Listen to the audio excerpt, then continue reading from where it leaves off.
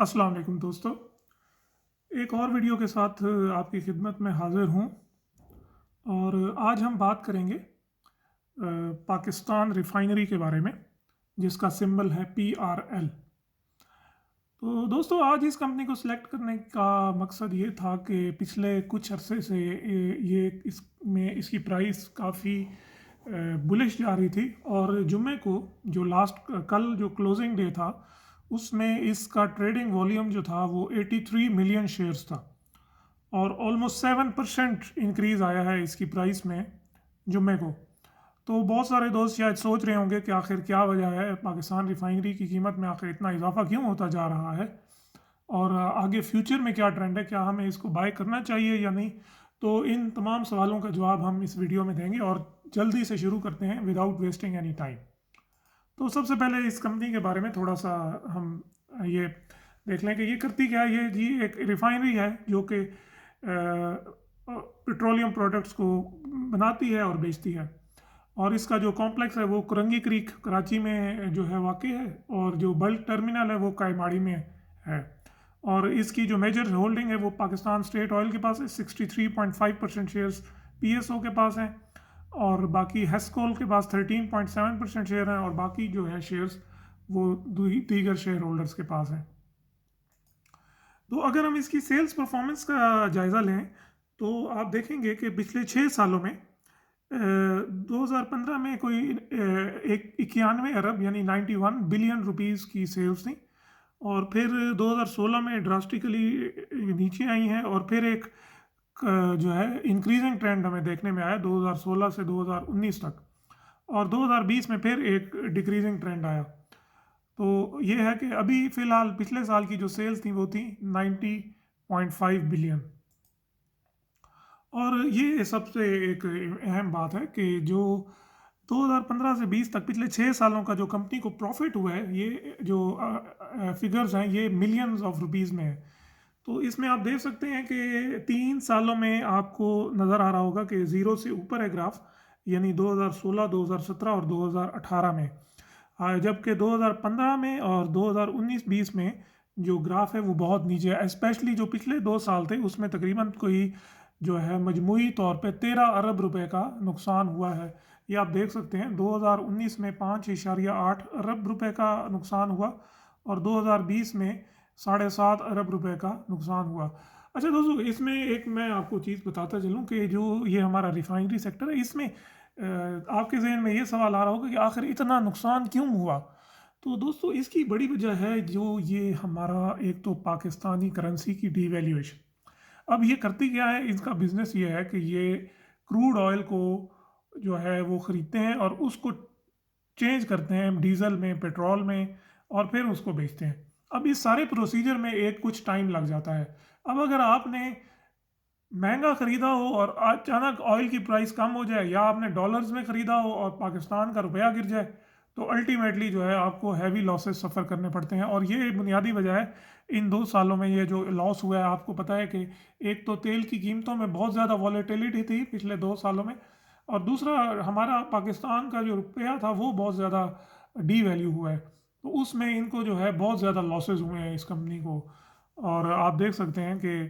ख़ासकर जो 2019-20 का ये पीरियड था, टोटल तकरीबन 13 अरब रुपए का नुकसान हुआ, जो कि बहुत हैवी लॉस है।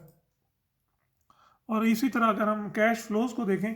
तो 2015 से 2020 तक आपको नज़र आएगा कि जो है ख़ासकर 2019 में आप देखें कि -9 बिलियन का कैश फ्लो इसमें देखने में आया। हालांकि 2020 में हमें ये नज़र आता है कि जो कैश फ्लो था वो पॉजिटिव था, जबकि कंपनी को तो काफ़ी ज़्यादा नुकसान हुआ था। उसकी बुनियादी वजह ये थी कि जो 9.5 अरब रुपए की जो इनकी इन्वेंट्री थी वो कम हो गई। तो जिसके हालांकि वो कोई कैश की सूरत में इनको फ़ायदा नहीं हुआ था, लेकिन वो 9.5 जब आप मतलब इसमें से 9.5 अरब निकाल दें तो 6.5 अरब माइनस में चली जाएगी ये फिगर। तो कैश फ्लोज भी आप देखेंगे बहुत ही वॉलेटाइल है, सिवाय इसके 2017 के। तकरीबन बाकी सारे सालों में इनको नेगेटिव कैश फ्लोज का सामना आया है। अच्छा, ये इसमें अगर आप देखें, ये जो अभी फर्स्ट क्वार्टर के इनके एसेट्स बैलेंस शीट की थोड़ी सी हम बात कर रहे हैं कि इसकी जो बैलेंस शीट है इसमें आप देख सकते हैं कि टोटल 37.75 करोड़ रुपए के इनके एसेट्स हैं, जिसमें से 21 अरब रुपए की इनकी रिफाइनरी है और बाकी जो है कुछ 11 अरब की इन्वेंट्रीज हैं इनके पास और कोई 4.5 अरब की रिसीवेबल्स है। तो इसमें कोई हमें कोई ऐसी चीज़ नज़र नहीं आती कोई इन्होंने कोई इन्वेस्टमेंट की हो या कोई और चीज़। ये एक है मतलब कि 65 मिलियन रुपीज़ की, लेकिन जो मेजर पोर्शन है उसमें कुछ भी ऐसा आपको नज़र नहीं आएगा। ना ही कोई शॉर्ट टर्म इन्वेस्टमेंट्स है, ना कोई कैश बैलेंस है इनके पास कोई ज़्यादा। कैश बैलेंस इन्होंने जो शो किया है जो अभी लेटेस्ट वो 3 मिलियन रुपीज़ है। और इसी तरह अगर हम इक्विटी एंड लाइबिलिटीज़ की बात करें तो आप देखें एक चीज़ आपको नज़र आएगी, शेयर कैपिटल जो कि पिछले साल जो है ये 315 मिलियन था लेकिन अभी 630 हो गए। इसकी बुनियादी वजह है कि कंपनी ने इस साल 100% राइट शेयर्स ऑफर किए हैं जिनकी तकरीबन 3 अरब 15 करोड़ रुपए की मालियत थी। और वो 3 अरब 15 करोड़ रुपए जब इनकी शेयर कैपिटल में ऐड अप हुए तो बैलेंस शीट में ये अब शेयर कैपिटल डबल हो गया। और इसी डबल होने की वजह से जो ये आप देखें और जो आपके इक्विटी थी कंपनी की वो जो माइनस में चली गई थी वो अभी 1.3 बिलियन प्लस में आ गई है। और जो एक्यूमुलेटेड लॉसेस हैं वो आपको नज़र आ रहा है कि तकरीबन वही 18 अरब रुपए के करीब कंपनी का जो मजमूई खसारा है वो है। और दूसरी तरफ जो ज़्यादातर करंट लाइबिलिटीज़ में जो इनकी मेजर लाइबिलिटीज़ हैं वो हैं 20 अरब रुपए के ट्रेड एंड अदर पेएबल्स, 11 अरब रुपए की शॉर्ट टर्म बोरोइंग्स हैं और ये तो तकरीबन रहेंगी क्योंकि क्रेडिट फैसिलिटी जो है वो इनको चाहिए होती है जब तक इनका जो है एक इन्वेंट्री साइकिल है, तेल को ख़रीदना फिर उसको पेट्रोल और डीजल में चेंज करना और फिर भेजना, उसके लिए तकरीबन ये शॉर्ट टर्म बोरोइंग्स इनको चाहिए होती हैं। और जो लॉन्ग टर्म बोरोइंग्स हैं वो तकरीबन 4 अरब 30 करोड़ रुपए की हैं जो कि तकरीबन स्टैगनेंट हैं और इसमें कोई तब्दीली नहीं आई। अच्छा दोस्तों, जो एक बहुत बड़ा रिस्क इस कंपनी के साथ जुड़ा हुआ है और जो इसको एक इसके खसारे में इजाफा करता है एज़ कम्पेयर टू बाकी जो आपकी रिफाइनरीज़ हैं, जिस तरह आपकी नेशनल रिफाइनरी है या अटक रिफाइनरी है, उसमें जो गवर्नमेंट ऑफ पाकिस्तान ने जो है एक ऑर्डर जारी किया था मिनिस्ट्री ऑफ एनर्जी की तरफ से कि तमाम रिफाइनरीज जो हैं वो इंस्टॉल करेंगी एक डीजल हाइड्रो डीसल्फराइजेशन यूनिट। जून 2017 तक ये काम हो जाना चाहिए था। उससे ये होगा कि यूरो 2 कंप्लायंट जो है हाई स्पीड डीजल प्रोड्यूस होगा। लेकिन अनफॉर्चुनेटली पाकिस्तान रिफाइनरी जो है अभी तक ये जो है यूनिट इंस्टॉल करने में नाकाम रही है और उसकी बुनियादी वजह यह है कि इनके पास पैसे नहीं थे। और दूसरी चीज़ ये है कि पाकिस्तान स्टेट ऑयल भी इनको सपोर्ट नहीं कर सका, उसके अपने हालात बहुत बुरे चल रहे हैं, जो उनके रिसीवेबल्स हैं वो बहुत ज़्यादा हैं, तो इस वजह से ये कंपनी ये इंस्टॉल नहीं कर पाई। और उसके बाद ये है कि अगर आप ये जो नीचे मैंने एक स्टेटमेंट नीचे एडअप की है, आप वीडियो को पॉज करके पूरा पढ़ भी सकते हैं या आप इसकी स्टेटमेंट्स खुद देख भी सकते हैं, आप ये जो है पढ़ लेंगे। ये डायरेक्टर की रिपोर्ट है, उसमें डायरेक्टर कहते हैं कि कुछ अरसे के लिए हमने इन्वेस्टमेंट किए बगैर जो है यूरो 2 स्टैंडर्ड का जो है डीजल प्रोड्यूस किया, ये यहाँ पे लिख रहे हैं इस स्लाइड में, लेकिन अब वो काम नहीं है। अब हुआ ये कि ये ना होने की वजह से जो 2020 में कंपनी को 1 अरब रुपए का नुकसान उठाना पड़ा और इसी तरह 2019 में 1 अरब रुपए का। अब ये इसी तरह ये जो है ये आपका खसारा ये हर साल होता है और जब तक ये जो यूनिट है ये नहीं बनेगा तो इसी तरह हर साल 1 अरब रुपए का नुकसान होता रहेगा, जो कि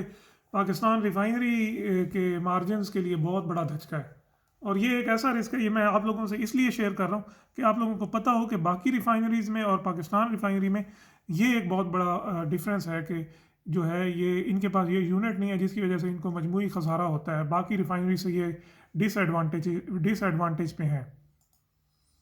अगर शेयर प्राइस की बात की जाए तो ये आप ग्रीन कलर का तीर देख सकते हैं कि बहुत ही हैवी किस्म की जो है इनकी एक बुलिश मोमेंटम आया हुआ है, जो है नवंबर के जो है लास्ट वीक में जो है 16.5 रुपये से शुरू हुआ और अभी 21 रुपये क्रॉस कर गया है। 7% इंक्रीज आया है विद 84 मिलियन शेयर्स ट्रेडेड। तो दोस्तों ये वो चीज़ थी जिसकी वजह से ये वीडियो जो है बनाई मैंने कि आप लोगों को भी एक ताजुब होगा कि आखिर क्या वजह है कि